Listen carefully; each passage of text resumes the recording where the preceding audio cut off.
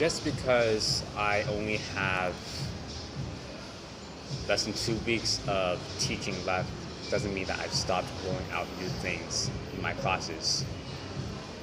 So recently I watched a TED Talk about a much more experienced teacher, has more than 3 decades of experience, talk about how in order to be the most effective teacher in transferring knowledge to students, the traditional manner of a teacher standing in front of a chalkboard with the students sitting still taking notes, that model is not the most effective.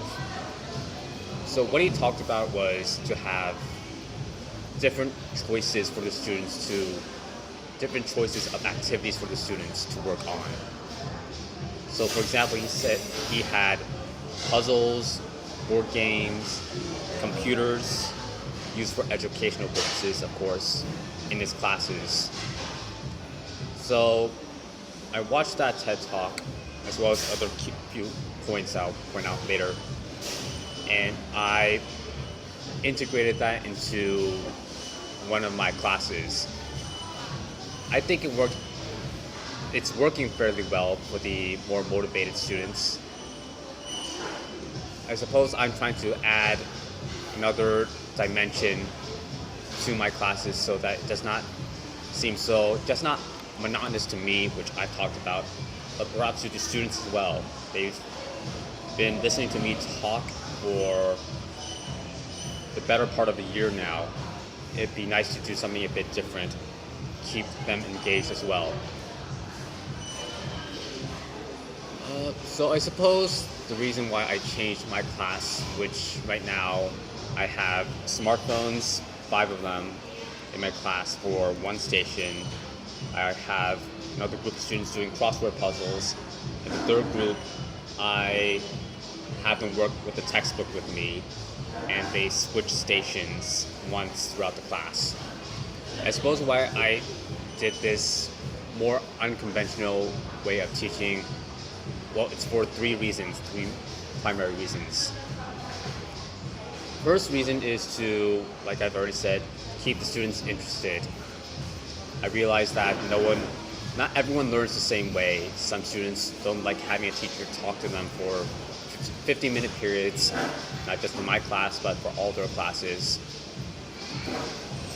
Second reason would be to take some of the pressure off of me of needing to talk for 15-minute periods, sometimes back to back, and not just talk, but needing to actively keep them engaged, keep them on task, and quite often needing to entertain them, which it makes it so I have less of that to worry about, and I can worry more about actually teaching them. And the third most important reason is I want to be remembered as a teacher that was not afraid to try new things. Or I think part of the reason I brought in water guns, toothpicks, whistles, a ruler into my class. I want these kids to remember me as a person that tried to make the classroom more lively rather than just being a traditional teacher. And that's the key point there. Being remembered. That's what I wanted to talk about. So I think part of being remembered, which was also talked in the TED Talk I watched, which you can find up above, is to show students that you care, which I've been trying to do these past couple weeks especially. I've been bringing them cough drops, surgical masks, a box of tissues, show them that I care, just as a gesture. In addition to that, I also wrote some letters to my oldest students, 9th grade students, called M3 here.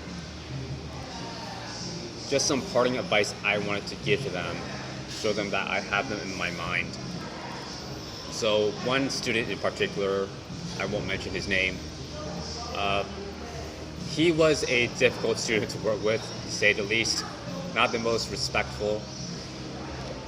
So after the letter that I wrote him, the advice I wanted to share with a younger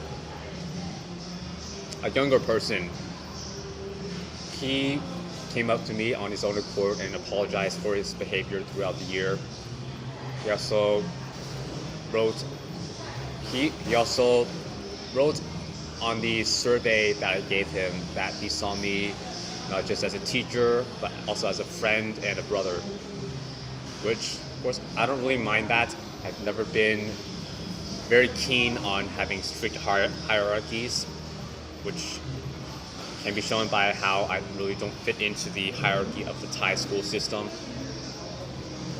So I think that is something that money can't buy. Earning someone's respect after a lot of months of struggle,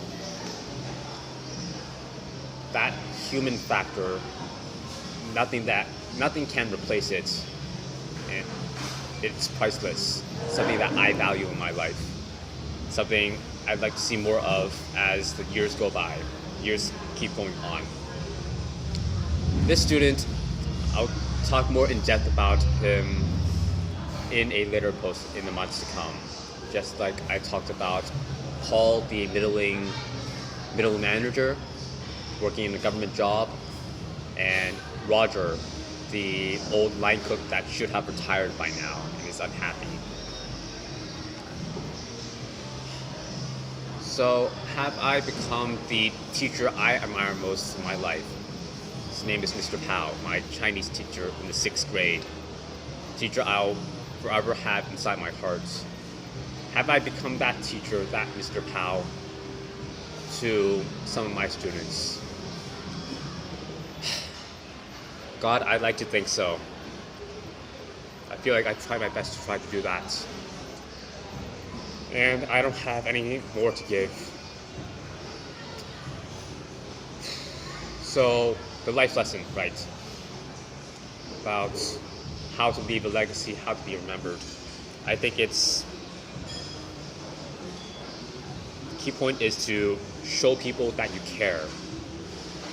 More often than not, that will be reciprocated.